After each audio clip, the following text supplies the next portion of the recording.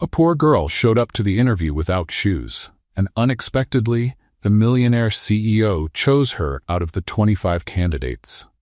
Before we get into the story, leave a comment and let us know what city you're watching from. And don't forget to rate the story from 0 to 10 at the end. Enjoy the story. Blair was running down the sidewalk like her life depended on those next few minutes, and in a way, it really did. She was late for an interview that could change everything. After missing the bus and having no money for an Uber, her only option was to run, 9 blocks on foot. She was so focused on making it on time that she didn't notice the man walking toward her, eyes glued to his phone. And then, bam! They collided. The impact knocked her to the ground like a sack of potatoes. Her purse flew open, resumes scattered like confetti, and the heel of her sandal snapped with a sharp crack. "Don't you watch where you're going?" Blair shouted, furious, still sitting on the sidewalk trying to gather her papers. The man standing in front of her was tall, dressed in a flawless dark suit, holding his phone with clear impatience. He didn't even think about helping her. "You're the one who came running like a maniac," he said coldly. Blair looked up at him, stunned. His face was stone cold. No sympathy, no emotion. Typical rich guy in a fancy suit. Breathing hard, she stood up, holding her broken shoe. "You broke my heel," she said, nearly in tears. "Great, now what? How am I supposed to show up like this to the interview? This was my chance. You arrogant snob." He raised an eyebrow, completely unfazed. "If you're really good, a broken heel won't stop you." Blair's eyes widened. "Wow, inspiring. Have you ever thought about selling cheap motivational quotes on mugs?" He gave half a smile, or maybe just a facial twitch, and turned his back. "Good luck with your life," he muttered, disappearing down the sidewalk like the lead in some silent movie. Blair huffed, looking down at the twisted shoe in her hand. She took a deep breath, lifted her chin, and made a decision. "That's it. I'm going barefoot." She took off the other sandal, grabbed both in her hands, and kept running. A few minutes later, she walked into the impressive lobby of Z&K, breathing heavily, barefoot, shoes in hand, and her dignity hanging by a thread. The receptionist, looking polished in a blazer that probably cost 3 times Blair's rent, stared at her like she'd just seen a UFO. "Interview for executive assistant," Blair said, trying to sound confident, even though she was clearly barefoot, with bangs stuck to her forehead. "Name?" the woman asked, not hiding the doubt in her voice. "Blair Evans." The receptionist typed something on her tablet and pointed to a hallway. Blair walked to the waiting room and, when she opened the door, her heart sank. 25 candidates. All perfect. Expensive heels, flawless hair, makeup untouched. They looked like they'd stepped out of a French perfume commercial. Blair, on the other hand, looked like she'd just survived a citywide marathon. She quietly sat in an empty chair, trying to hide her shoes behind her bag. Some of the women looked at her curiously. Others giggled softly. One even snapped a photo, pretending to check her phone. "Is she seriously barefoot?" a blonde woman whispered nearby. Blair pretended not to hear. She did the best she could, crossed her legs, lifted her chin, and tried to breathe. "You're here. That's what matters. What you say matters." Then she heard it. Footsteps, confident, steady, in charge. She looked up, and there he was. The man. Same dark suit, perfectly styled hair, the kind of expression that says he runs the world and has zero patience for people. Blair's eyes widened. Her heart nearly leapt out of her chest, and without thinking, she blurted out, "Oh no, not you again, Mr. Arrogant Fancy Suit?" A few women stifled laughter, others looked shocked. The hallway turned into a minefield of stairs. The man, Mr. Arrogant Fancy Suit, stopped, turned his head toward her and stared. No smile. No surprise, just looked. Then he kept walking. Blair wanted to explode, or dig a tunnel and disappear, anything but face what just happened. Minutes later, the receptionist came back. "Blair Evans?" She swallowed hard, stood up with as much dignity as she could manage, and walked down the hallway like a warrior after battle, barefoot. She entered the interview room and froze. There he was, sitting at the head of the table. The man, the walking disaster. Now revealed as the CEO of the company. Derek Crawford. And the position? It was to be his personal assistant. He looked up from his papers and met her gaze. Blair gave a nervous, half-hearted smile and muttered to herself, "Well, that's it. I'm going to get fired before I even get hired." Blair stared at Derek for a few seconds that felt like forever. The silence in the meeting room was deafening. She swallowed hard, feeling the weight of the moment. Rent was 2 months late. Bills were piling up on the kitchen table like a leaning tower ready to collapse, and her fridge had more empty space than a modern art museum. She needed that job. Desperately. Derek flipped through her resume with the same expression someone might have when reviewing a stranger's tax return. Blair Evans, he murmured, without looking up. 27 years old, business degree from Washington State University. Experience in, he paused, a coffee shop, clothing store, and pet store. Blair bit her lip. Laid out like that, her resume sounded like a comedy of errors. Yeah, not exactly the most straightforward path, she admitted. Trying to keep things light. Derek finally looked up and stared at her directly. Why do you want to work here? Blair took a deep breath. She was still shocked to be face to face with the man who had broken her heel, but something inside told her, just be yourself. You've got nothing to lose. Honestly? She began, shifting in her seat. Because I need to pay my bills before the power gets cut and I end up eating dinner by candlelight. And also because I'm good at what I do, even if my resume looks like life bingo. Derek raised an eyebrow. Life bingo? Yeah, like those games where you mark random numbers and hope they somehow make a pattern. The coffee shop taught me how to deal with grumpy people before 9 a.m. At the clothing store, I learned patience, especially when someone insists on trying a size small when they're clearly a large. And at the pet store, well, I discovered I have a knack for calming nervous creatures. Derek tilted his head, interested. Nervous creatures? Blair smiled for the first time since entering the room. Anxious dogs, stressed-out cats, CEOs who break other people's heels on the sidewalk. For a split second, Derek almost smiled. Almost. You do realize this position requires discretion, organization, and professionalism, right? I do, Blair replied, serious. And I can bring all that, just with a bit of humanity. Because let's face it, everyone needs a little fun in their day, especially in a corporate environment where people look like they've swallowed coat hangers. Derek leaned back in his chair, his fingers drumming softly on the table. Tell me about your weaknesses. Blair let out a laugh. Seriously? Look at where we are. I'm Barefoot. I just called my potential future boss a stiff in the waiting room, and my biggest professional win so far has been getting a French bulldog to take a bath. I think my weaknesses are pretty obvious. And your strengths? I don't give up easily, she said, looking him straight in the eye. I'm here, aren't I? I could have given up when I broke my heel. I could have walked out when I realized you were the CEO. But I'm still here because I believe I deserve a chance. And because, honestly, I'm really good at turning chaos into order. It's a natural talent. Derek watched her for a long moment, as if trying to crack a code. Why should I hire someone with no corporate experience? Because experience can be gained, attitude can't, and I've got plenty of that, Blair answered without hesitation. Besides, I bet everyone else here is the same. Expensive degrees, perfect resumes, rehearsed answers. I'm different, and sometimes different is exactly what you need.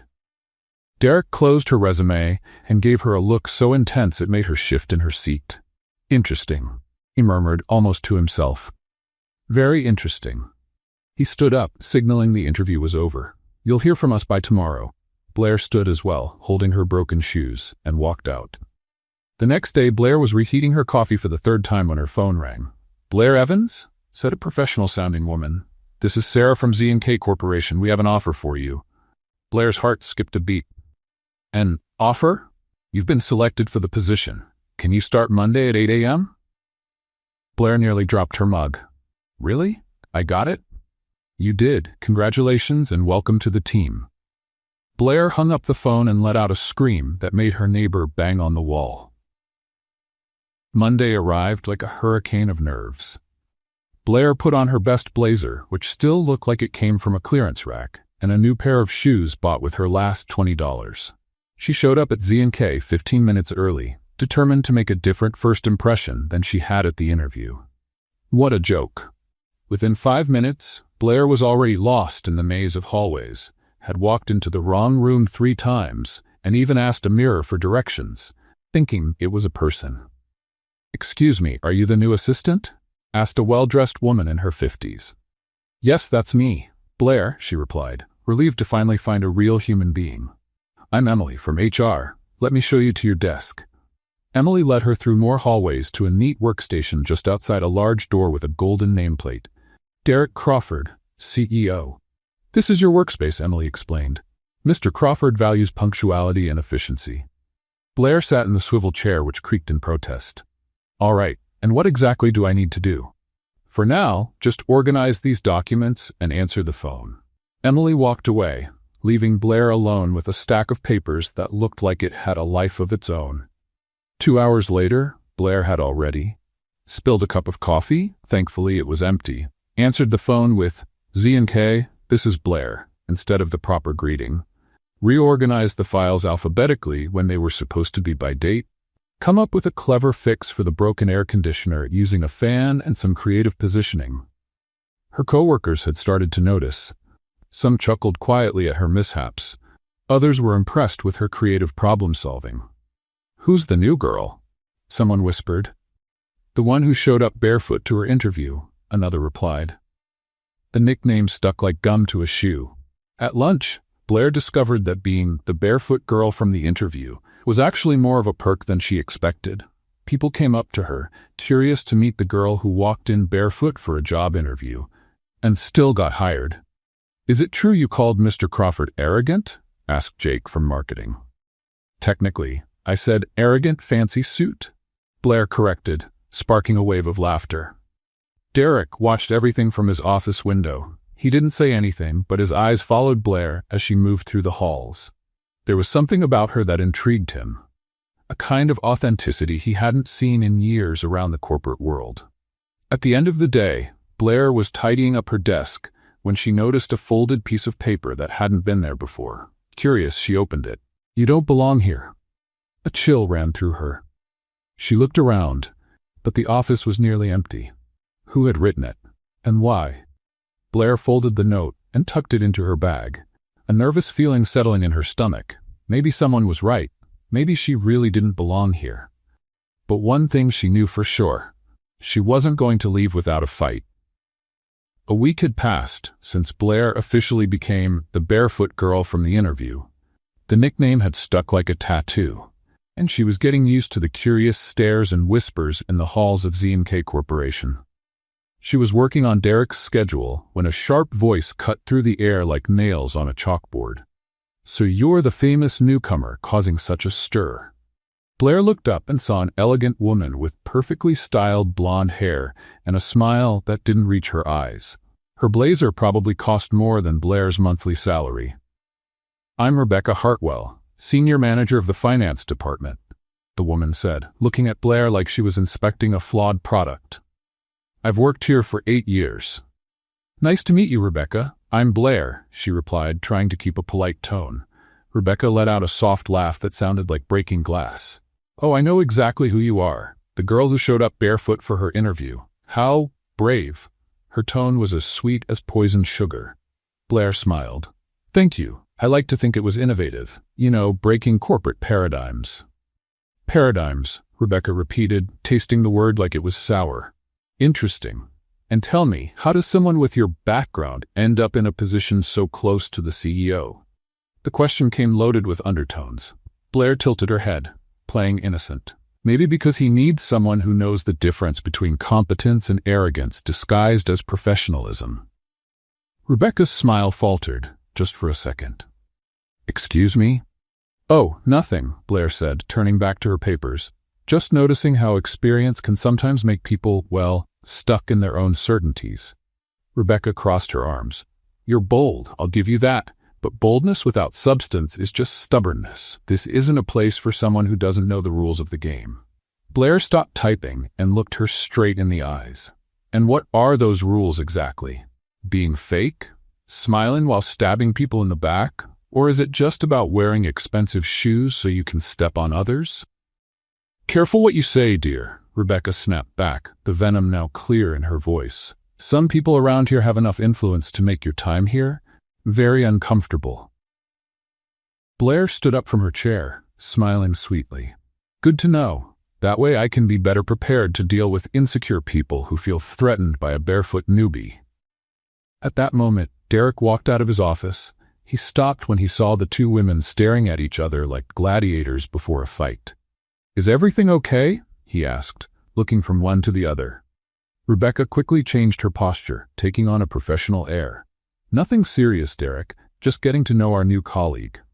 Rebecca was explaining the company's unwritten rules to me, Blair added innocently. "Very enlightening." Derek looked at them for a moment, but said nothing. He simply placed a few documents on Blair's desk. "I need these reports reviewed by the end of the day," he said before heading back to his office. Rebecca waited for the door to close, then turned back to Blair. "This conversation isn't over," she muttered before walking away with firm steps. Blair sighed and sat back down. "Great. Looks like I've made a new friend." Later, Blair was heading out for lunch when she found Derek waiting for the elevator. He wore a navy blue tie that made his eyes stand out, and Blair noticed she was paying more attention than she probably should. "Trouble with Rebecca?" Derek asked once they stepped into the elevator. Blair pressed the ground floor button. "Nothing a basic human relations course wouldn't fix. For her, I mean." Derek almost smiled. "She can be intense." "That's a polite way to say she has the charm of an angry cactus?" This time Derek actually smiled, just before a strange noise interrupted them. The elevator jolted and stopped between the 10th and 9th floors. Blair looked at the panel. "Is that normal?" Derek pressed the emergency button, but nothing happened. "Apparently not." Blair took in the situation and let out a nervous laugh. "Perfect. Absolutely perfect. Just what my week needed." Derek pulled out his phone, but there was no signal. "We'll have to wait for someone to realize we're stuck." Blair leaned against the wall, trying not to think about the confined space. "Well, at least now I've got a good excuse for being late to lunch," she said, trying to keep her tone light. "Though come to think of it, if we die in here, at least I don't have to pay my bills this month." Derek looked at her, surprised. "You're making jokes about dying in an elevator?" "It's my defense mechanism," Blair explained with a shrug. "When life turns into a comedy of errors, the only way out is to laugh. Otherwise, you go crazy." "And does it work?" "I'm still sane, so I guess it does." Derek leaned against the opposite wall, studying her face. "You're not like anyone I've ever worked with." "Is that a compliment or a complaint in disguise?" "Still deciding," he admitted. Blair laughed. "Honest, I like that. Most people would spend 5 minutes telling me how great I am before getting to the point." "And what's your point?" "That I don't have much of a social filter. I tend to talk too much when I'm nervous, and I have a worrying habit of turning serious situations into comedy skits." Derek tilted his head. "And does that bother you?" "It used to, until I realized life's too short to pretend to be someone else. Plus, being real has this funny way of revealing who's genuine and who's fake." "Like Rebecca?" Blair made a face. "Rebecca's the type who smiles at your face and then tells everyone you have bad breath." This time, Derek laughed for real, a genuine sound that completely changed his expression. "You have a very particular way of looking at things. That's what happens when you grow up without money for therapy. You develop Baroon philosophy." "Baroon philosophy?" "Wisdom picked up from talking to strangers in cheap places. Surprisingly deep, sometimes." The elevator jolted again and started moving. The doors opened on the ground floor, but neither of them moved right away. "Well," Blair said, breaking the moment, "that was educational." "I agree," Derek replied, though his tone had shifted somehow. They stepped out of the elevator, and Blair headed toward the exit. "Blair," Derek called after her. She turned around. "About Rebecca. If she gives you trouble, let me know." Blair smiled. "Thanks, but I can handle her. I've got experience with temperamental creatures, remember? Pet shop." Derek watched her walk away, a smile lingering on his lips. Back at the office, Derek found himself once again staring out the window toward Blair's desk. There was something about her that deeply intrigued him, the way she turned disasters into humor, how she stayed true to herself in a place where fakery was often rewarded. Blair, on the other hand, couldn't stop thinking about their conversation in the elevator. For the first time, Derek had seemed human, real, and that scared her more than any snide remark from Rebecca. Because liking your boss was a complication she definitely didn't need in an already chaotic life. 3 days after the elevator incident, Blair was sorting through Derek's mail when Sarah from HR walked up to her desk with a look that blended urgency and slight concern. "Blair, I need a word," she said, lowering her voice. "Derek asked you to present the Harrison Project data in this afternoon's board meeting." Blair felt the blood drain from her face. "The Harrison Project?" she repeated, trying to sound casual while internally entering full-blown panic mode. "Sure, no problem." Sarah gave her a skeptical look. "You know what it's about, right?" "Of course," Blair lied without hesitation. "It's the Harrison, with data, for presenting." Sarah sighed. "It's the quarterly sales numbers for the Western Division." "The meeting's in 2 hours, Blair." "Are you sure you're ready?" "Ready is my middle name," Blair replied, already starting to sweat. Sarah walked away, leaving Blair alone with her rising anxiety. She stared at the mountain of papers on her desk and began frantically digging for anything that mentioned the Harrison Project. "Harrison Project, Harrison Project," she mumbled, shuffling papers like someone looking for car keys in a bottomless purse. Finally, she found a folder labeled Harrison Q3. She opened it and was greeted with charts, spreadsheets, and numbers that may as well have been written in ancient hieroglyphics. "Perfect," she sighed. 2 hours to become an expert in quarterly sales. I've faced easier challenges like decoding a tax form or understanding why people like cauliflower. 2 hours later, Blair was seated in the impressive Z&K boardroom, surrounded by executives wearing suits that cost more than her car. Derek sat at the head of the table, Rebecca to his right, with a smile that promised trouble, and other directors who watched Blair with thinly veiled curiosity.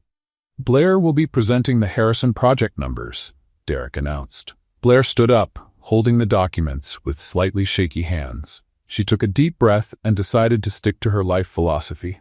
When you don't know what to do, be honest and hope for the best. "All right, folks," she began, looking at the expectant faces. "I'm going to be honest with you. 2 hours ago, I had no idea what the Harrison Project was. I thought maybe it was a Harrison Ford movie." A few nervous laughs echoed around the room. Rebecca rolled her eyes. "But," Blair went on, gaining confidence, "after diving into this data, I discovered something fascinating.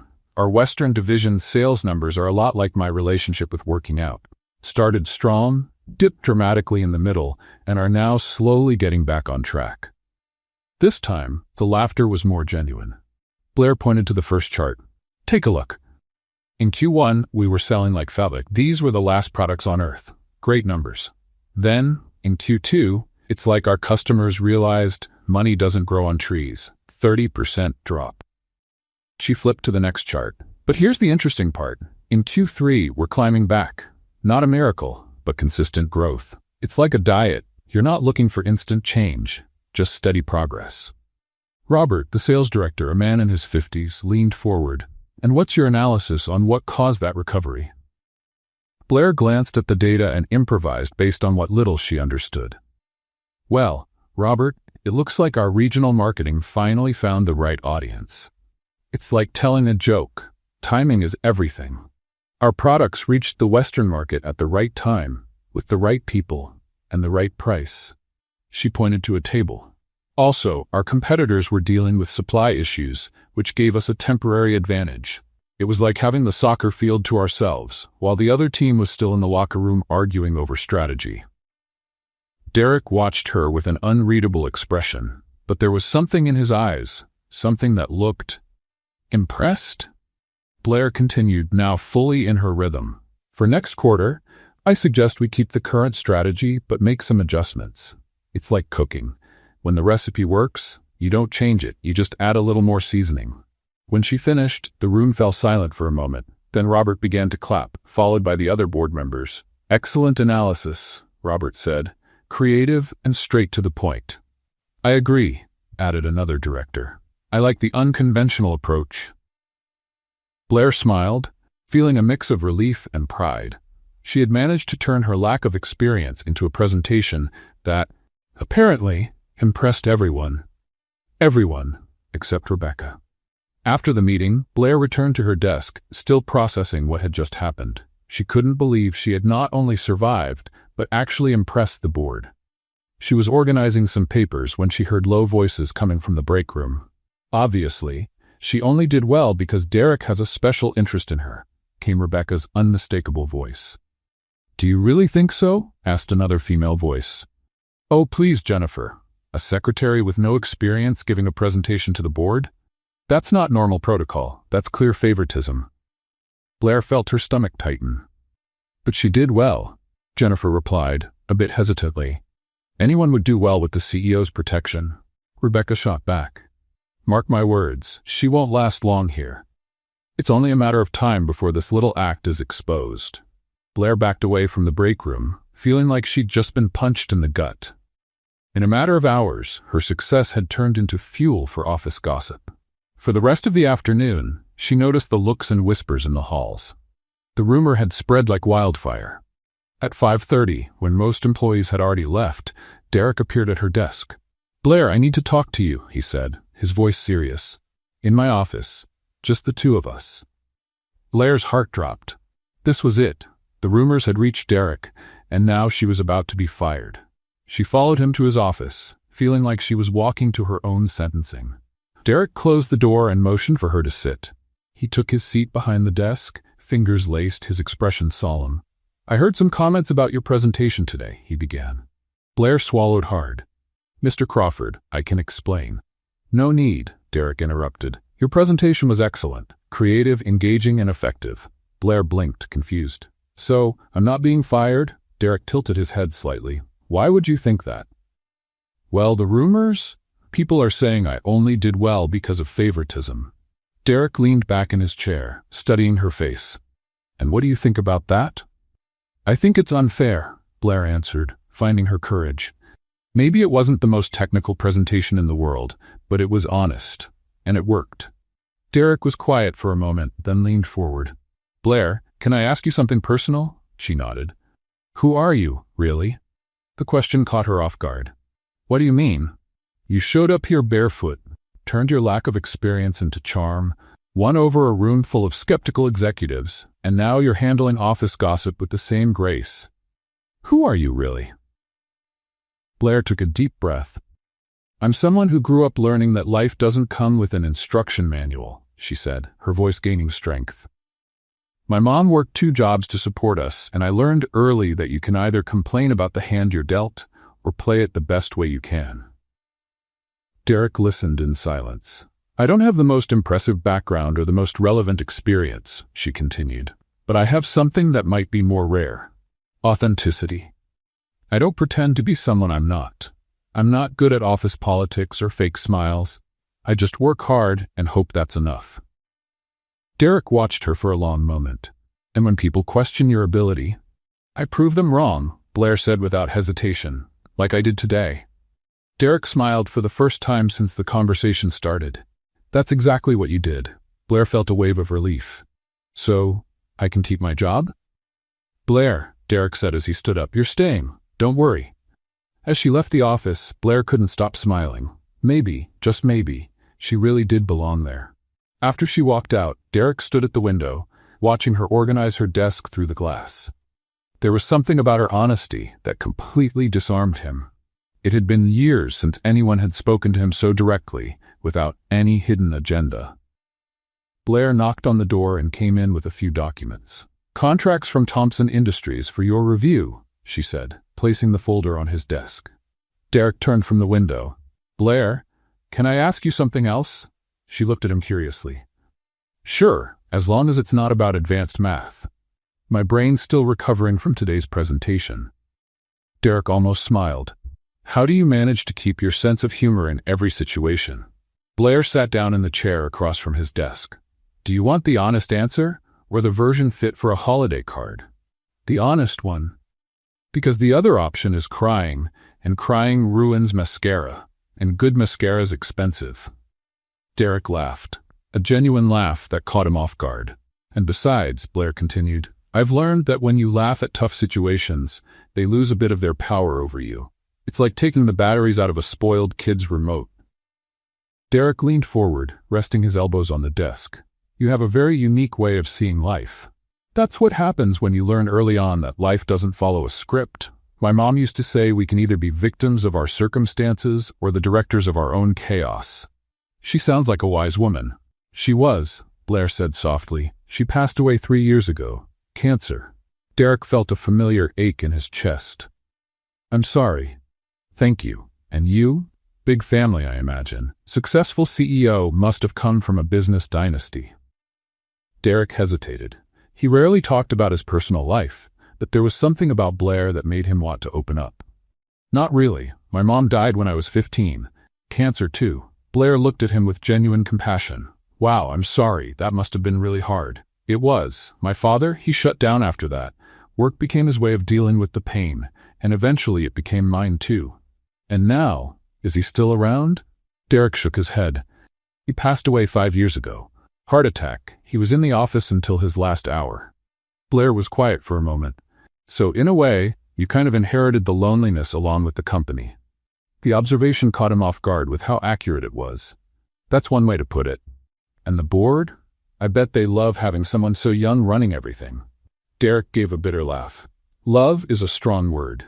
They tolerate it, as long as the profits keep coming. But there's always pressure. Every decision is questioned. Every hire. Blair tilted her head. Every hire? Like me? Especially you. Because I don't fit into their perfect corporate world? Because you're real, Derek said, surprising himself with the honesty. And that scares them. Blair smiled. Well, for what it's worth, I scare myself sometimes too. Yesterday I tried to make coffee and somehow broke the machine. Still don't know how. Derek laughed again, feeling lighter than he had in months. How do you do that? What, break appliances? It's a gift. No, how do you make me laugh when I should be stressed about 1,000 other things? Blair looked at him for a moment. Maybe because you need to laugh more. Life's complicated enough without taking everything so seriously all the time. Derek watched her, feeling something shift inside him. He hadn't felt this human in years. The next day, Blair was returning from lunch when she saw something that made her stop in the hallway. Rebecca was slipping out of the boardroom, carrying a thick brown folder. She looked around as if she'd just done something she wasn't supposed to. Blair ducked behind a pillar, watching as Rebecca quickly made her way toward the elevator. There was something about her posture that screamed, secret mission. Interesting, Blair muttered. What was the Ice Queen doing in the boardroom with that folder?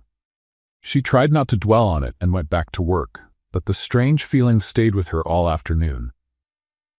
3 days later, Derek appeared at her desk, his expression serious, so serious it made Blair's stomach drop. Blair, I need to speak with you, he said. His tone was formal again. Now. Blair followed him into his office, trying to read his face. Derek closed the door and motioned for her to sit down. I've received some concerning information about you, he said, sitting behind his desk. Blair's heart started racing. What kind of information? Derek opened a folder on his desk. The board received a detailed report questioning your competence and your intentions here at the company. Blair felt a chill rush through her. My intentions? According to this report, you've shown serious inexperience, made deliberate mistakes to get attention, and, Derek paused, you've allegedly used emotional manipulation to influence my decisions. Blair stood up, outraged. What? That's completely ridiculous. Who wrote this? This fiction? The report is anonymous, Derek said, watching her reaction. Of course it is, Blair scoffed. Because people who spread lies usually don't have the courage to sign their name. Derek closed the folder. Blair, I need you to be completely honest with me. Is there any truth to any of these accusations? Blair looked him straight in the eye. You know me, Derek. At least a little, Blair said, her voice steady but wounded. I'm a lot of things. Clumsy, sometimes impulsive, definitely not the most conventional employee you've ever had. But manipulative, a liar, a saboteur? She shook her head, hurt in her eyes. If you believe I'm capable of that, then maybe you don't know me as well as I thought. Derek watched her for a long moment, then stood up. I know you're none of those things, he said firmly. How can you be so sure? Because manipulators don't own up to their mistakes. They don't show up to interviews barefoot, and they definitely don't joke about dying in an elevator. Blair felt a wave of relief. So, you don't believe the report? Not a single word, Derek replied. But I need to find out who's behind it. I have a guess, Blair said, recalling the moment she had witnessed earlier. Rebecca? I saw her coming out of the boardroom a few days ago with a very suspicious-looking folder. She looked like she'd just been caught doing something shady. Derek nodded. I'll talk to her. An hour later, Derek called Rebecca into his office. She walked in wearing her usual professional smile, stout, but Derek noticed the tension in her shoulders. Have a seat, Rebecca, he said, motioning to the chair. Of course, Derek. How can I help you? Derek placed the dossier on the desk between them. Do you recognize this? Rebecca's face paled slightly, but she kept her composure. Looks like a board report, she said with feigned indifference. It's an anonymous report filled with serious accusations against Blair. Interestingly, the language used mirrors things I've heard you say more than once.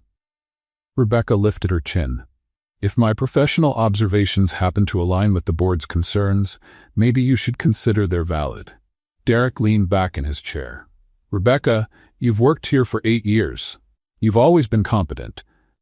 But this, he tapped the dossier, this is petty and baseless. I'm just protecting the company's interests, Rebecca replied, but her voice was losing its strength. No, you're sabotaging a colleague out of personal jealousy, Derek said, his voice firm. And that ends now. Rebecca stood abruptly. You'll regret protecting her, Derek. She's not who you think she is. And you're not who I thought you were, Derek shot back. Now I suggest you refocus your energy on your own responsibilities. Rebecca stormed out of the office, her steps stiff with frustration. Derek knew her pride wouldn't let this go easily. This wasn't over, but it was a start.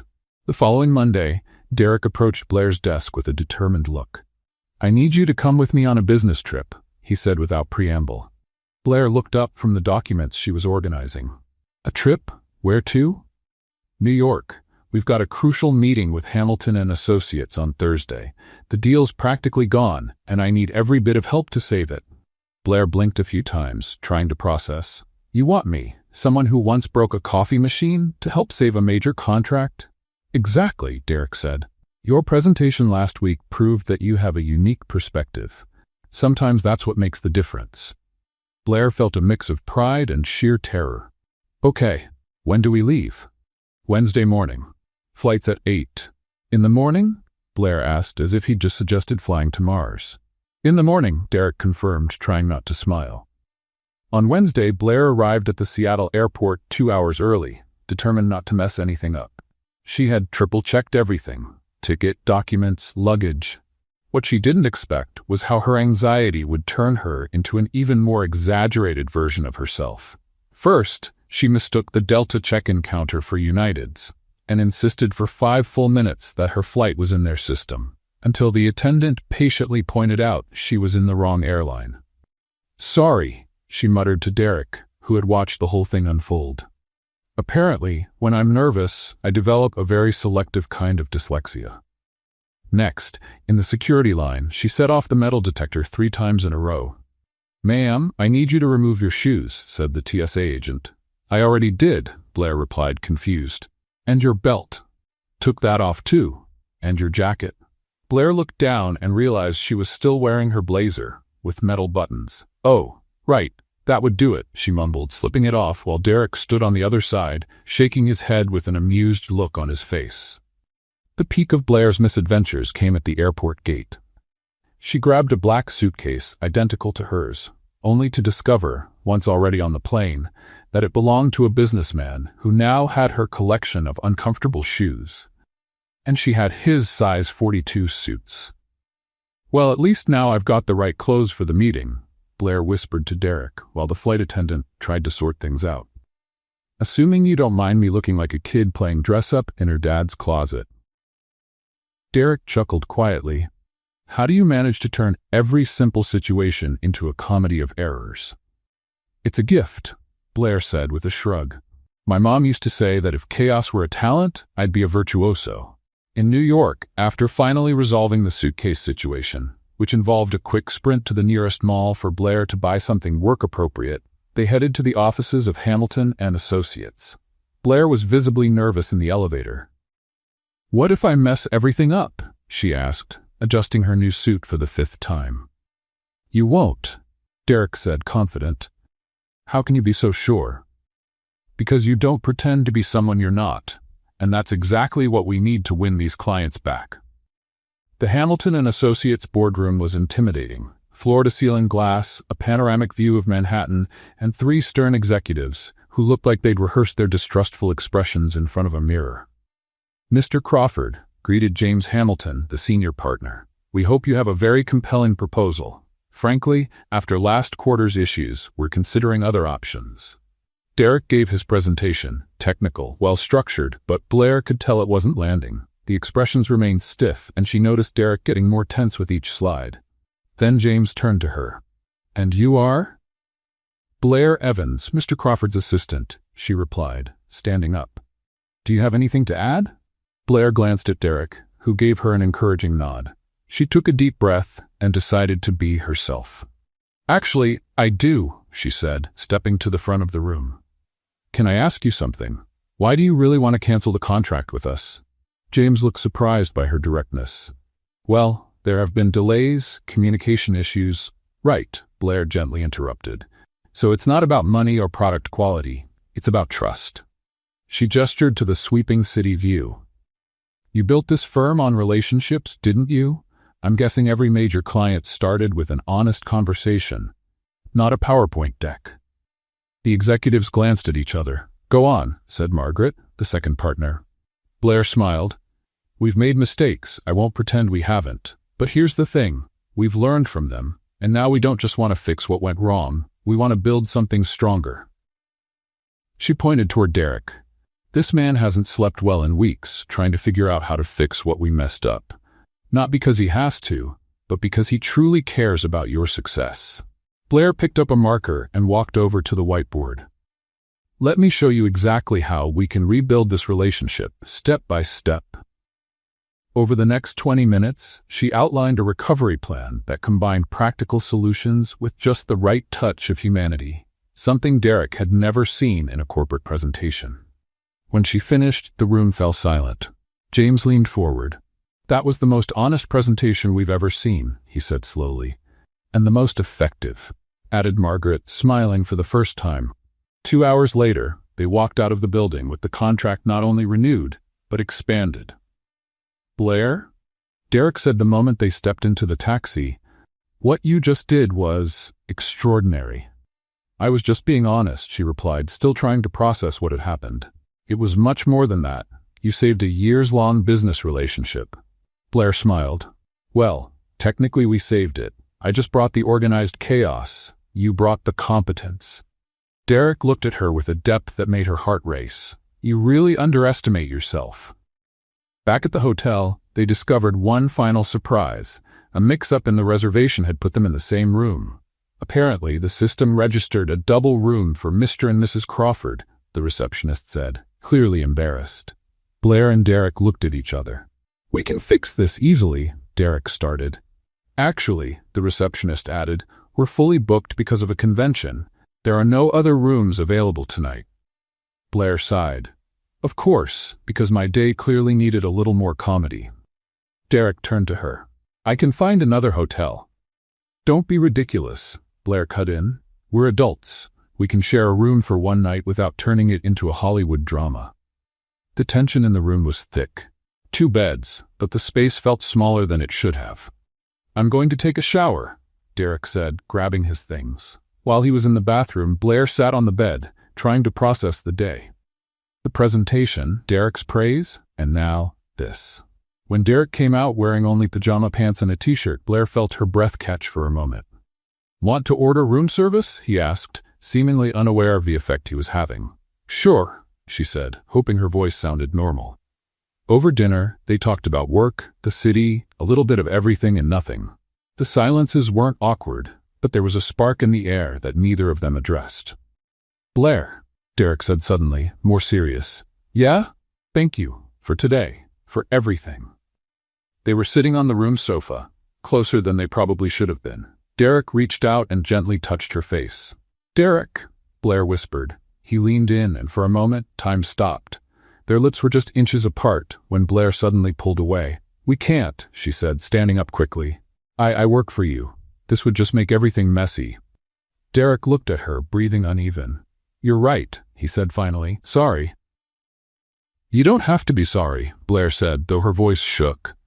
"It's just complicated." But even as she said it, they both knew something between them had changed for good. Whatever that was, it couldn't be ignored anymore. Back at the office on Friday, Blair was doing her best to pretend nothing had happened in New York. The problem was, every time Derek walked past her desk, she felt a flush rise up her neck. And every time he spoke to her, his voice had a rough edge, like he'd swallowed sand. "Good morning, Blair," Derek said, stopping at her desk with a few documents. "Good morning, Mr. Crawford," she replied, way too formal. Derek raised an eyebrow. "Mr. Crawford? Since when are we using formal titles again?" Blair pretended to be deeply focused on organizing staplers that were already perfectly lined up. "Well, we're at work. Gotta be professional, right?" Derek looked at her for a moment, a barely there smile tugging at his lips. "Right. Professionalism." He walked away, but Blair could feel the shift in the air. It was like there was an invisible current connecting them, and every tiny move only made the tension stronger. Throughout the morning, Blair noticed she wasn't the only one who felt it. People around the office were paying closer attention to how she and Derek interacted. Especially Rebecca, who was watching like a hungry hawk. At lunchtime, Blair was in the elevator when Jennifer from marketing stepped in. "So, how was New York?" she asked with a curious smile. "Productive," Blair answered, trying to sound casual. "We managed to renew the Hamilton contract." "I heard you nailed the presentation." "It was a team effort." Jennifer murmured, with that tone that says, "I know there's more to it." "Must have been a very close team effort." Blair felt her internal alarm go off. "Like any professional presentation," she said. "Maybe a little too fast." Jennifer's smile widened. "Of course, professional." When the elevator doors opened, Blair almost ran out, but she could feel Jennifer's eyes on her back the whole way. By Monday, the rumors had spread like a virus on an old computer. Blair kept hearing pieces of conversations in the halls. "Got real close in New York. She moved up way too fast." "You think it's really just about her skills?" Blair tried to ignore it, but it was like trying to ignore a fire alarm. "No chance." Rebecca, of course, took every opportunity to fan the flames. "Well, she did rise through the ranks fast," Rebecca said in the break room, loud enough for Blair to hear from the hallway. "From Barefoot in her interview to flying with the CEO in just a few weeks. Impressive." "Maybe she's just really good at her job," said Emily from HR. "Oh, I'm sure she's very good," Rebecca replied, her tone full of suggestion. "The real question is, good at what exactly?" Blair wanted to walk into that break room and say a few things she'd regret, but she knew keeping her dignity was more important than getting the last word. On Tuesday, during the weekly department meeting, things came to a head. Rebecca made a point of publicly questioning Derek's decision to take Blair to New York. "Derek, wouldn't it have made more sense to take someone with more experience to such an important meeting?" Rebecca asked, flashing her trademark fake smile. The room went silent. Blair felt every head turn in her direction. Derek leaned back in his chair, his face taking on that cold, unreadable expression Blair had seen on her very first day. "Rebecca," he said, his voice calm but sharp as glass, "may I ask what exactly is your concern?" "Well," Rebecca began, her tone drenched in false politeness, "some people might question the criteria used for selecting employees for important corporate travel." Blair felt her face flush hot. It was like being on trial for crimes she hadn't committed. Derek rose slowly from his chair. "Let me make something very clear to everyone in this room," he said, his voice slicing through the air. "Blair Evans earned her place at this company through talent, dedication, and competence. Her presentation in New York was exceptional and directly led to the renewal of a contract we had all but lost." Blair's eyes widened. Derek was defending her, publicly. "Anyone who questions her qualifications," he continued, locking eyes with Rebecca, "should first take a hard look at their own results. Blair saved a multi-million-dollar business relationship. How many of you can say the same?" The room fell into heavy silence. Rebecca, clearly flustered, had turned a visible shade of red. But Derek wasn't finished. "If anyone has concerns about my management decisions, you're more than welcome to address them with me directly. Now, can we get back to the matters that actually matter?" The meeting went on, but Blair barely heard a word. Derek's fierce defense had been so absolute, there was no room left for doubt, at least not in the boardroom. The real problem was, his passionate defense only added fuel to the rumors already circulating. After the meeting, Blair rushed to the restroom, needing a moment to breathe. She was washing her hands when the door opened, and Derek walked in. "Derek, this is the women's restroom," she said, startled. "I need to talk to you," he replied, ignoring protocol. "About the meeting. Look, I appreciate you standing up for me, but you do realize that now everyone is convinced there's something going on between us, right?" Derek stepped closer. "And what if there is?" Blair's heart jumped. "Derek?" "Blair, I can't stop thinking about you," he said, his voice low, intense. "In New York, in that room, I wanted to kiss you more than I wanted to breathe." Blair swallowed hard.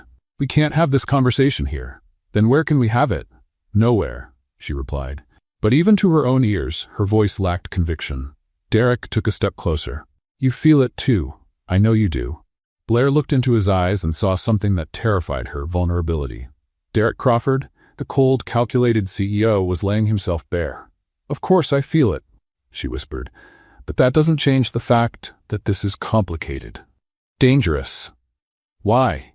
"Because you're my boss. Because half the company already thinks I'm sleeping my way up. Because if this blows up, it's not just a breakup, it's my whole career on the line." Derek gently touched her arm.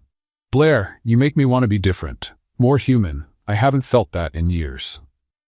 The words hit her like a punch to the gut. This wasn't just attraction, this was something deeper and scarier. "Derek, she began, but was interrupted when the restroom door opened. Emily from HR walked in and froze. "Oh, sorry, I'll come back." Derek sighed. "No, it's fine. We were just wrapping up a work discussion." He gave Blair one last look. "Think about what I said." After he left, Emily walked toward her. "Are you okay?" Blair looked at her reflection in the mirror. She looked like someone who'd just realized she was standing in the middle of a storm. "Honestly, I don't know anymore." But even as she said the words, she knew Derek was right. She felt something for him. Something strong. Something overwhelming. And worst of all, something she couldn't joke away. Some things were just too serious, even for her. The following Thursday, Derek showed up at Blair's desk with an expression she couldn't read. "Blair, I need to talk to you about the company's annual party," he said, leaning slightly against her desk. "The party?" Blair repeated, as if he'd just brought up some kind of ancient ceremonial rite. "It's this Saturday. Formal event at the Four Seasons. All employees are invited, but," he hesitated. "I'd like you to attend as my date." Blair nearly dropped her coffee cup. "Your date? As in, date?" Derek gave a faint smile. "As in, you'd be by my side, officially." Panic rose in Blair's throat. "Derek, you do realize that this will confirm every rumor people already have about us, right?" "Maybe," he said, lowering his voice. "It's time we stopped hiding." Blair looked at him for a long moment. Part of her wanted to say yes right away. The other part was calculating just how many ways this could all go horribly wrong. What if I say something inappropriate? What if I trip? What if I don't know, spill a drink on some important client? "Blair," Derek said gently, "just be yourself. That's all you need to do." She took a deep breath. "All right, but if I end up dancing awkwardly and become the company's next viral meme, you've been warned." Derek chuckled. "I'll take the risk." On Saturday night, Blair spent 2 hours deciding what to wear. She had exactly one dress that could be considered even remotely appropriate for a formal event. A simple black one she'd bought the previous year for her aunt's funeral. "Perfect," she muttered at the mirror. Nothing says fancy party like a morning dress. But when she looked at herself again, she had to admit, it wasn't so bad. The dress flattered her figure, and she'd managed to tame her hair into something that almost resembled a fancy updo. Derek picked her up at 7, and when Blair opened the door, the expression on his face made her blush. "You look," he began, then shook his head. "Beautiful." "Thank you," she said, grabbing her small purse. "You don't look too bad yourself. That tux almost makes you look civilized." Derek laughed. "Almost? Well, you still have that calculating profit margins while brushing your teeth expression." The Four Seasons ballroom was flawless. Soft lighting, elegant decor, and Z&K employees Blair barely recognized in formal wear. "Wow," she whispered to Derek. "Everyone looks like they stepped out of a fashion magazine. I feel like a fraud." "You belong here just as much as anyone," Derek replied, placing a hand gently on her back as he guided her inside. Blair immediately noticed the stares. Some were curious, some surprised, others unmistakably disapproving. Rebecca, wearing a bold red dress that screamed, "Look at me," was glaring in their direction like she could set Blair on fire with her eyes. "I think your presence hasn't gone unnoticed," Derek murmured beside her. "I feel like an animal at the zoo," Blair muttered back. "Except instead of peanuts, they're throwing rumors." During dinner, Blair did her best to make polite conversation with the other directors and their spouses. It was going relatively well, until she stood to greet the wife of the CFO, and the heel of her shoe snapped with an audible crack. "Oh no," Blair groaned, grabbing the back of her chair for balance. "This is officially a pattern." The entire table turned to look. Blair wished she could disappear under the tablecloth. "Sorry," she said, trying to hold on to her dignity while noticeably tilting to one side. "Apparently, my shoes have a mind of their own and choose to self-destruct at critical moments." Instead of the awkward silence she expected, the table burst into laughter. Genuine laughter. "That happened to me at my wedding," said Margaret, the marketing director's wife. "Right in the middle of the vows." "At least it didn't happen during your pitch," added Robert, chuckling. "Imagine explaining that to the board." Blair smiled, realizing her little disaster had ironically broken the stiff formality at the table. Derek leaned toward her. "Want me to fetch a Band-Aid from life's emergency kit?" "Very funny," Blair replied, but she was smiling too. After dinner, as the music started, Blair watched the elegantly dressed couples glide across the dance floor like swans on a lake. "I don't know how to dance," she told Derek when he approached. "Neither do I," he lied shamelessly. "Derek, you grew up in a wealthy family. I'm sure you had ballroom dancing lessons." "Maybe," he admitted, "but I've never danced with someone barefoot." Blair glanced down and laughed. She'd kicked off her shoes after the incident. "Well, at least we know I won't be breaking another heel tonight." Derek extended his hand. "Shall we try?" On the dance floor, Blair tried to follow Derek's lead, but it was like teaching quantum physics to a hamster. She stepped on his feet, turned the wrong way, and at one point even got tangled in her own skirt. "Sorry," she laughed as Derek untangled her. "I warned you, I'm a disaster." "You're being delightful," Derek said, pulling her a little closer. "Is that a polite way of saying I dance like a drunk penguin?" "You dance like someone who's not afraid to laugh at herself." Around them, Blair could see other couples smiling as they watched her and Derek awkwardly sway. But there was no judgment, only something surprisingly warm, something kind. "I think we've become tonight's entertainment," she whispered. "I don't mind," he said, eyes fixed on hers. Something shifted between them. The music continued, but it sounded further away now. The crowded room seemed to fade until it felt like only the two of them remained. Just Blair, just Derek, and the space between them slowly disappearing. Derek stopped trying to teach her the steps and simply held her, gently swaying to the rhythm of the music. "Blair," he said softly. "Huh? Thank you." "For what?" "For reminding me that life can be fun." Blair felt her heart skip a beat. There was something in the way Derek looked at her, like she was the most precious thing in the world. At the end of the night, Derek walked her to her car. The parking lot was nearly empty, lit only by the soft lights of the hotel. "Well?" "That was an interesting evening," Blair said, nervously playing with her purse strap. "It was perfect," Derek replied. They stood beside her car, neither of them seeming to want the night to end. "Blair," Derek said, stepping closer. "Derek, don't say anything," he whispered, raising his hand to gently touch her face. "Just don't say anything for a moment." And then finally he kissed her. It wasn't hesitant or unsure like it almost had been in New York. It was certain, intense, and made Blair forget completely where they were. When they pulled apart, Blair was breathless. "Wow," was all she managed. Derek smiled. "Wow is a good response." Blair looked at him, processing what had just happened. "Derek, this changes everything." "I know," he said, still holding her face. "Do you still care?" Blair thought of all the complications, all the risks, all the reasons why this was a terrible idea. Then she leaned in and kissed him again. "Apparently not," she murmured against his lips, "because sometimes the heart speaks louder than logic."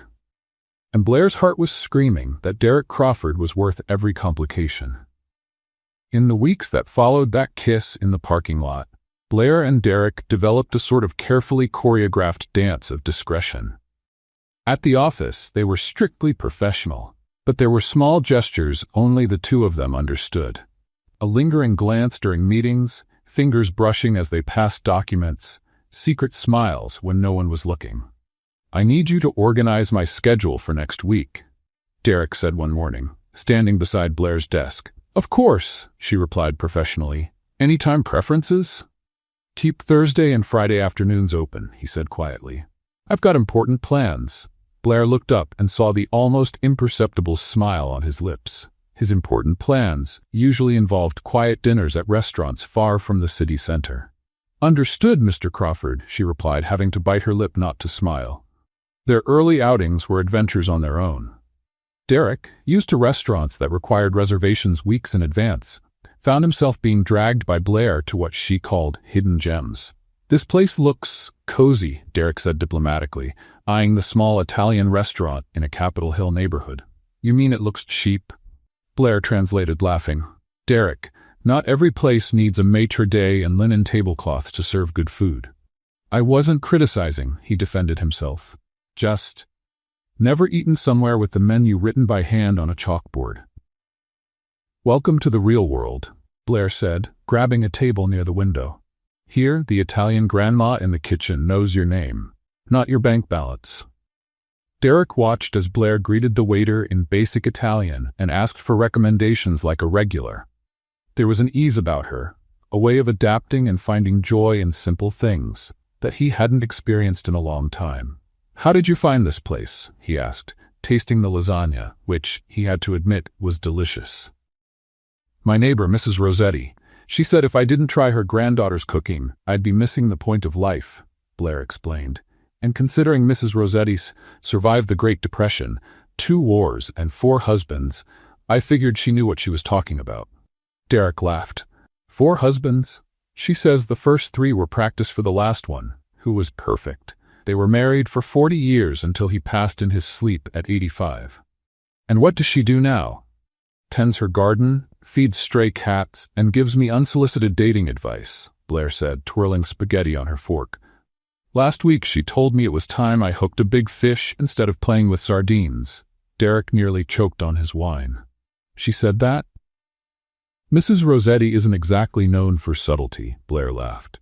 "But I think she'd approve of you. You're definitely not a sardine." During these nights, Derek discovered sides of Blair that the office didn't reveal. She talked about her childhood, how she learned to cook by helping her mom, about her half-forgotten dreams of traveling the world. "I've always wanted to see the Northern Lights," Blair said one evening as they walked along the waterfront after dinner. "It seems like something so magical, it's hard to believe it's real." "Why haven't you gone?" Derek asked. Blair shrugged. "Money, priorities, life, you know how it goes." Derek stopped walking. "Actually, I don't. I've always been able to go wherever I wanted." "Must be nice," Blair said, without bitterness. "But maybe that's why I value the small adventures more. Like this one," she gestured to the 2 of them walking by the water. 6 months ago, if someone told me I'd be secretly dating my boss, I would have suggested therapy." "Dating?" Derek repeated with a smile. Blair blushed. "I don't know what the official term is for this." Derek stopped and pulled her gently closer. "I like dating." Blair also discovered that Derek carried a weight she hadn't imagined. During a particularly rough night, when a major business deal had gone south, she saw a vulnerable side of him. "Sometimes I feel like I'm carrying everyone's expectations," he confessed, sitting on the couch in Blair's small but cozy apartment. "Shareholders, employees, my father's legacy. It's like spinning plates on sticks." "And what happens when you drop a plate?" Blair asked, handing him a mug of tea from her mismatched collection. "Everyone sees it. Everyone judges." Blair sat beside him. "Have you ever thought that maybe people expect you to be perfect because you always act like you are?" Derek looked at her, confused. "What do you mean?" "You never let anyone see that you're human. When was the last time you laughed at your own mistake in front of your employees, or admitted you didn't know something?" Derek thought for a moment. "I don't remember." "Then maybe that's why they expect perfection. You've never shown them that it's okay to mess up." "And what if they lose respect for me?" Blair smiled gently. Derek, your team doesn't respect you because they think you're perfect. They respect you because you're competent and fair. A little humanity would only make you more relatable. How do you make it sound so simple? Because I grew up learning that pretending to be perfect is exhausting, Blair said, tucking her legs under her. It's easier to be authentically imperfect. But while Blair and Derek were quietly building their secret relationship, someone was watching closely. Rebecca had noticed the subtle changes. Derek smiling more, Blair arriving at work with a dreamy look, the two of them avoiding leaving the office together at obvious times. She started paying attention to the details. Noticed how Derek always seemed to have a reason to stop by Blair's desk. How Blair returned from lunch, glowing in a way that had nothing to do with food. How both of them were careful to never share elevators when others were present. One afternoon, Rebecca decided to act. She discreetly followed Blair during her lunch break and spotted her meeting Derek 3 blocks away from the office. From a distance, she watched them walk together, too close to be casual, too familiar to be professional. Rebecca smiled. She finally had what she needed. Over the next 2 weeks, she documented everything. Discreet photos of the two entering and leaving restaurants, arriving at the office early together, which Rebecca interpreted as proof they'd spent the night together. Casual moments of closeness that, alone, meant little, but taken together, painted a clear picture. On a typical Monday morning, Blair arrived at the office humming softly. She had spent all of Sunday with Derek, first at a farmer's market where he'd bought ingredients to cook for her, a hilariously failed attempt that ended in pizza delivery, and later watching old movies on her couch. She was organizing her desk when she noticed the brown envelope. There was no sender, just her name typed in capital letters. Blair opened it curiously. Inside was a collection of photographs. She and Derek leaving a restaurant, walking hand in hand, Derek kissing her forehead outside her building. At the bottom of the envelope, a simple note, "I know your little secret." Blair felt the blood drain from her face. The photos slipped from her trembling hands, spreading across her desk like evidence of a crime. She quickly looked around, but the office was running as usual. People were working, chatting, living their normal lives. No one seemed to be paying any special attention to her. But someone was. Someone had spent weeks watching, documenting, planning. Blair quickly gathered the photos and the note, stuffing them into her bag with a racing heart. Her life had just gotten a whole lot more complicated. Blair spent the rest of Monday in a state of controlled panic, trying to act normal while her hands trembled every time she touched a document. The photos were burning a hole in her purse, but she couldn't decide whether to tell Derek immediately or try to find out who was behind the blackmail first. The decision was made for her on Tuesday morning.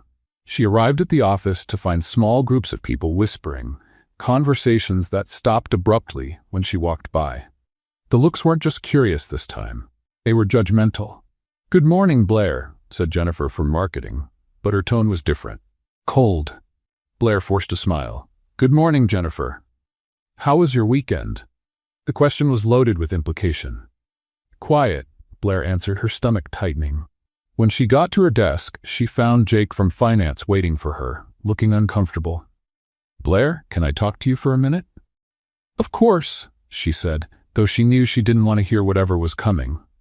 Jake stepped closer, lowering his voice. "Some photos are going around. You and Derek, I thought you should know." Blair felt the world collapse around her. "What kind of photos?" "You know what kind," Jake said gently. "Look, I don't care about your personal life, but people are talking." Blair sat heavily in her chair. How far has it spread?" "Pretty much everyone's seen them. I'm sorry, Blair." For the rest of the morning, Blair tried to work, but it was impossible to ignore the whispers, the sideways glances, the conversations that abruptly ended whenever she approached. It was like she was wearing an outfit with a huge stain everyone could see, except her. Derek hadn't arrived yet. He was out at an external meeting, and Blair wasn't sure if she was relieved or even more anxious because of it.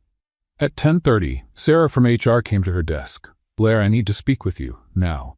Blair followed Sarah to a small conference room where 2 board members were already seated, Charles Morrison, the chairman, and Patricia Wells, the vice president. "Please sit," Charles said, his expression serious. Blair sat down, feeling like a student sent to the principal's office. "Blair," Charles began, "it's come to our attention that you are involved in an inappropriate relationship with Mr. Crawford." Blair swallowed hard. "Mr. Morrison, I can explain." "The photographs speak for themselves," Patricia interrupted. "This type of behavior is unacceptable in our company." "With all due respect," Blair said, finding her voice, "my personal life—" "Stops being personal when it involves the CEO of the company," Charles cut in. "It creates conflicts of interest, concerns about favoritism, potential legal issues." Blair felt tears of frustration burn behind her eyes. "I never asked for special treatment. I've never used my relationship with Derek to—" "Mr. Crawford," Patricia corrected coldly. "Mr. Crawford," Blair repeated, "to gain any professional advantage." "Your intentions don't matter," Charles said. "Perception is just as important as reality." The door opened, and Derek walked in, his expression changing instantly when he saw the scene. "What's going on here?" "Derek." Charles stood. "We need to speak with you about the photographs." Blair watched Derek tense. His eyes quickly found hers before turning to the board. "What photographs?" Patricia slid one of the photos across the table. It was one of the most intimate, Derek kissing Blair's forehead in front of her building. Derek looked at the photo, then at Blair, who was clearly distressed. "Where did you get this?" "That matters less than the fact that it exists," Charles said. "Derek, this is a serious breach of corporate protocol. My personal life is not company business," Derek replied, his voice dangerously calm. "It is when it affects your ability to lead impartially," Patricia shot back. "Employees are questioning every decision you've made involving Miss Evans." Blair suddenly stood up. "Stop," she said, her voice louder than she intended. "Stop talking about me like I'm not in the room." Everyone turned to her. "You want the truth?" Blair continued, her voice shaking with anger. "Yes, Derek and I are in a relationship. And yes, it started after he hired me.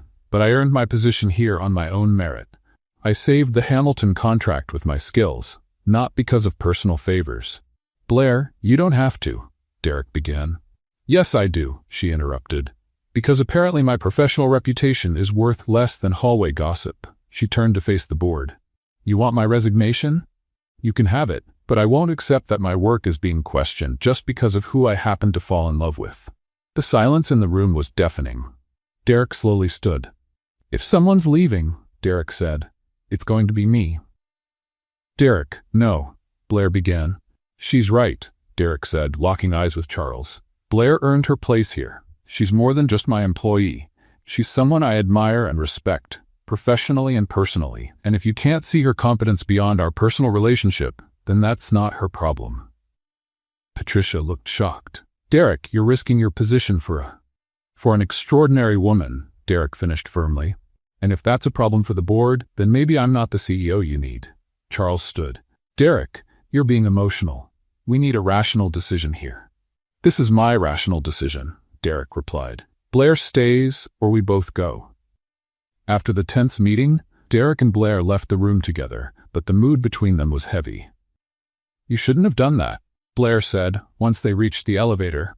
"Done what? Defended you? Risked your career for me." Derek pressed the elevator button harder than necessary. "My career means nothing if I can't protect the people who matter to me." But Blair was already shaking her head. "This is exactly what they were talking about. You're making decisions based on emotion." "So what if I am?" Derek turned to her. "Maybe it's time we stop pretending personal and professional life can be completely separate." The elevator arrived, but Blair didn't get in. "Derek, I need time to think." "Think about what?" "About all of this. What it means. What it could cost you." Derek held the elevator door open. "Blair, don't let them make you doubt what we have." "It's not about what we have," she said, tears finally spilling over. "It's about the price you're going to pay for it." Blair stepped away from the elevator, leaving Derek watching her walk off with growing desperation in his eyes. That afternoon, after discreetly finding out that Rebecca was behind the leaked photos, Derek confronted her. The result? Her immediate dismissal. But the damage had already been done. Blair packed up her things in silence, ignoring the curious glances from coworkers. When Derek returned from his HR meeting about Rebecca, He found only a note on his desk. "I need time to think. Don't look for me for a few days." Derek sat heavily in his chair, staring out at the city, now feeling strangely empty without Blair nearby. She was gone. And for the first time, Derek Crawford didn't know how to fix the most important problem in his life. 3 days passed with no word from Blair. 3 long days that felt like months. He'd called countless times, but she didn't answer. He'd gone to her apartment, but her neighbor, Mrs. Rossetti, told him Blair had left to think and hadn't said when she'd be back. "You're the big fish," Mrs. Rossetti said, eyeing Derek through the screen door. "The one who caused all this drama." "Ma'am, do you know where she went?" Derek asked, desperate. "Oh, now you want to know," Mrs. Rossetti huffed. "Men, they make a mess and come running after the woman disappears." "Please," Derek said, "I need to talk to her." Mrs. Rossetti studied him for a long moment. "She's where she always goes when she needs to clear her head. The community center in the neighborhood where she grew up, helping with the kids." Derek drove for 40 minutes until he reached Ballard, the neighborhood where Blair had grown up. The community center was a modest building, but well kept, with children's drawings taped to the windows. Inside, he followed the sound of laughter until he found a room where Blair was sitting on the floor, surrounded by a dozen kids between 6 and 10 years old. She was holding a storybook and doing a different voice for every character. "And then," Blair said in a deep, dramatic voice, "the dragon said, 'Who dares enter my castle without knocking first? Don't you know that's very rude?'" The kids giggled, and a little girl raised her hand. "Miss Blair, do dragons knock when they visit people?" "Of course they do, Sophie," Blair answered seriously. "Polite dragons always knock. The rude ones show up breathing fire without warning." Derek stood silently in the doorway, watching. There was something different about Blair here. She looked lighter, more herself, like she belonged. When the story ended and the kids were sent off for snack time, Blair finally noticed Derek standing there. Her smile faded. "What are you doing here?" she asked, getting up and brushing off her skirt. "Mrs. Rossetti told me where to find you." "I'm going to have a very serious talk with that woman about confidentiality," Blair muttered. Derek stepped closer. "Blair, we need to talk." "There's nothing to talk about," Blair said, starting to organize the books. "You made your choice, I made mine." "What choice? I didn't have a choice. Not when it comes to you." Blair stopped organizing and looked at him. "Derek, you risked your career, your company, everything you worked for. And I'd do it again," he said without hesitation. "That's exactly the problem," Blair exclaimed, frustrated. "You can't make irrational decisions because of me." "Why not?" The question caught her off guard. "What do you mean, why not?" Derek sat down on one of the small children's chairs, looking absurdly large. "Blair, I've spent my whole life making rational decisions, calculated ones, based on numbers and projections, and do you know where that's gotten me? To an empty life, surrounded by people who only respect me because they're afraid of me." Blair sat in another tiny chair facing him. "Derek, you want to know the last time I really felt alive?" Derek continued.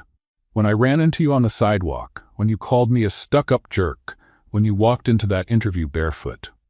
Despite everything, Blair smiled slightly. "Well, you were being arrogant." "I was," Derek admitted, "and you were the first person in years who had the guts to say so." They sat in silence for a moment, listening to the children's laughter outside in the playground. "How are things at the office?" Blair finally asked. "Rebecca was fired. The board is divided. Half want me gone, the other half admit you really did save the Hamilton contract." "And you?" Derek sighed. "Honestly, for the first time, I don't care what the board thinks." Blair looked at him, surprised. "How can you not care?" "Because I've found something more important than corporate approval." "What?" Derek stood up from the tiny chair and offered her his hand. "Come with me, I want to show you something." They drove to Green Lake Park, where they had walked a few times during their secret evenings out. Derek led her to the edge of the lake where ducks lazily floated in the calm water. "Remember the first time we came here?" Derek asked. "You said you'd never fed ducks before," Blair recalled, "and almost got pecked trying to give one a piece of bread straight to its mouth. And you laughed so hard you nearly fell into the lake." "It was funny," Blair defended. "You, the big CEO, being intimidated by a duck." Derek turned to her. You know what else I remember from that night? What? It was the first time in years I laughed at myself. The first time I didn't care about looking ridiculous. Blair felt her heart speed up. Derek, where are you going with this? Derek took a deep breath and, to Blair's complete surprise, got down on one knee in the grass by the lake. I'm going to the part where I realized I'd rather be ridiculous with you than sensible without you. Blair's eyes widened as Derek pulled a small box from his pocket. Derek, what are you doing? Something completely irrational, he said, opening the box to reveal a simple yet elegant ring. Blair Evans, will you marry me? Blair was speechless.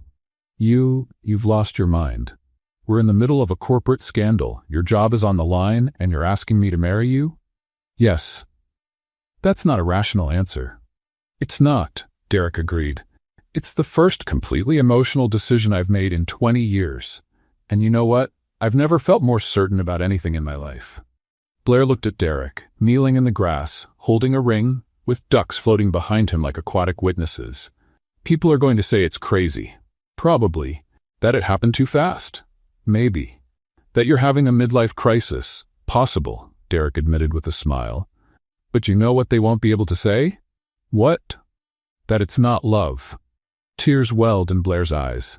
Derek Crawford, you are officially the most stubborn and romantically impulsive person I've ever met. Is that a yes? Blair looked at him, then at the ring, then at the lake where the ducks were still paddling, as if proposals were a daily event. Yes, she said, laughing through her tears. It's a yes, because apparently I've gone crazy too. Derek slid the ring onto her finger and stood, pulling her into a kiss that made the ducks quack in approval. You know, Blair said when they pulled apart, Mrs. Rossetti is going to be unbearably proud of herself when she hears about this. We're going to have to listen to her say, I told you so for the rest of our lives, Derek laughed. Worth it, Blair replied, admiring the ring. Definitely worth it. As they walked back to the car, hand in hand, Blair couldn't stop smiling. Maybe all the mess, all the chaos, all the pain had been worth it if it brought them here. 6 months after the lakeside proposal, Blair stood at the entrance of a white tent set up on Alki Beach in Seattle, holding a bouquet of wildflowers and trying not to laugh at her own situation. Ready? Asked Emma, her best friend, who had flown in from Portland to be her maid of honor. Emma, Blair said, looking down at her bare feet sinking into the sand, I'm about to get married without shoes. Again, I think this has officially become my signature move. At least this time it was intentional, Emma replied, smiling. And look at that. You've made it all the way here without breaking anything yet. The day's not over, Blair said with a grin. Mrs. Rossetti, who had insisted on being the wedding's unofficial emotional consultant, appeared adjusting her floral hat. Blair, darling, you look radiant. Didn't I say that big fish would be worth it? You did, Mrs. Rossetti. Repeatedly. Daily, Blair laughed. I'm sure you'll remind me of that for the next 50 years. You bet I will, the older woman said proudly. On the other side of the tent, Derek was adjusting his tie for the 10th time, clearly nervous. Man, you've led presentations for multi-million-dollar shareholders, said Jake, his best man. This is just a wedding. It's my wedding, Derek corrected, to the woman who turned my life into a non-stop romantic comedy. And that's a bad thing? Derek smiled. It's the best thing that's ever happened to me. Emily appeared at the entrance to the tent. It's time, Derek.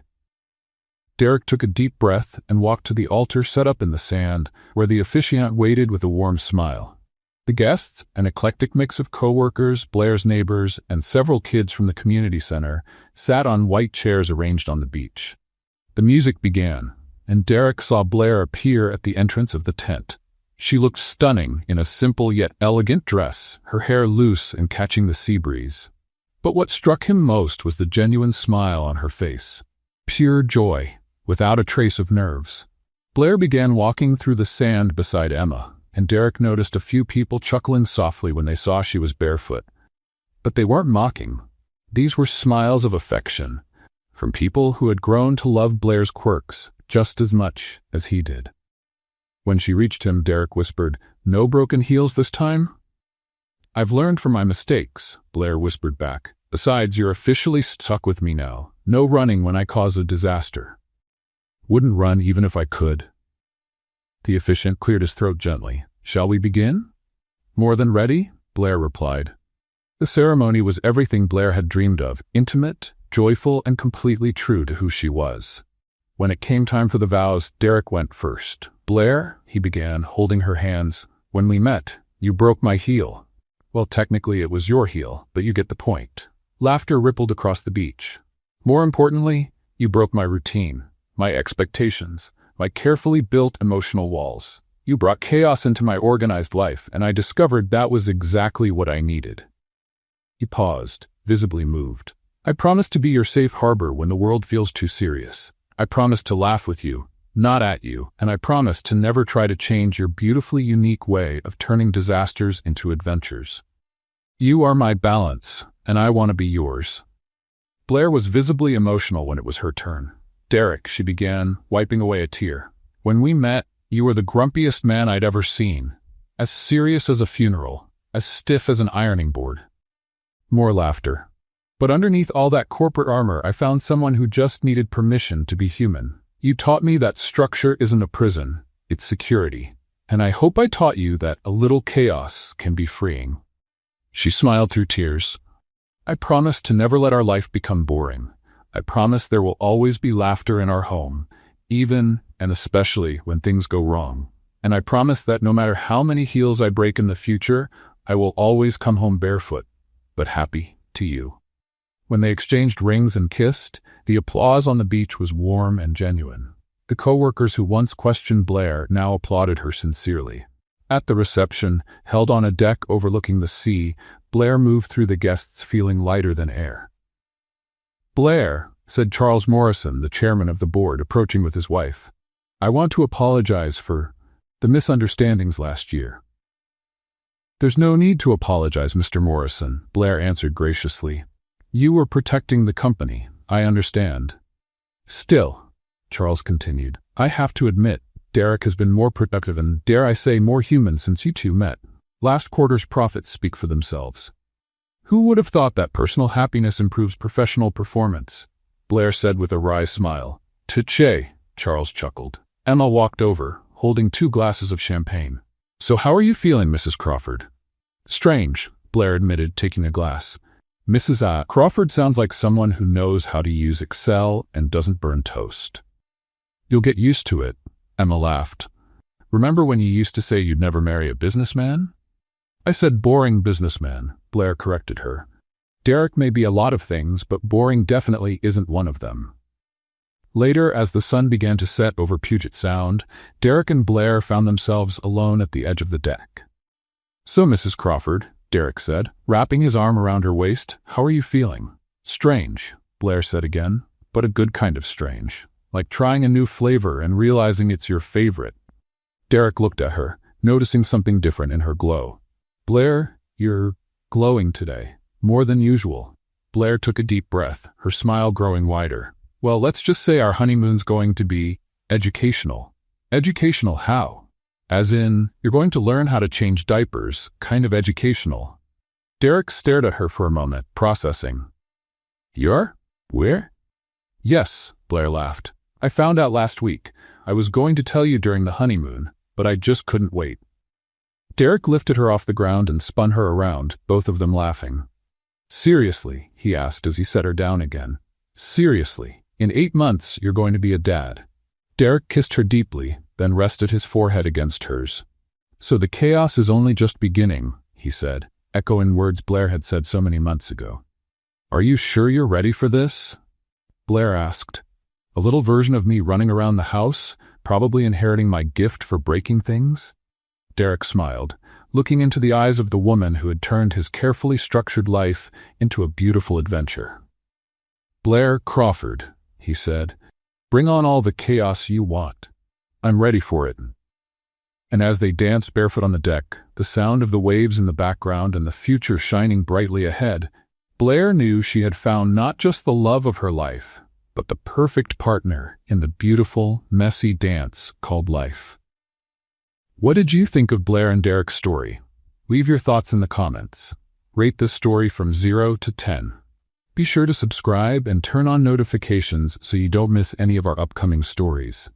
and check out more emotional stories right here at the end of this video.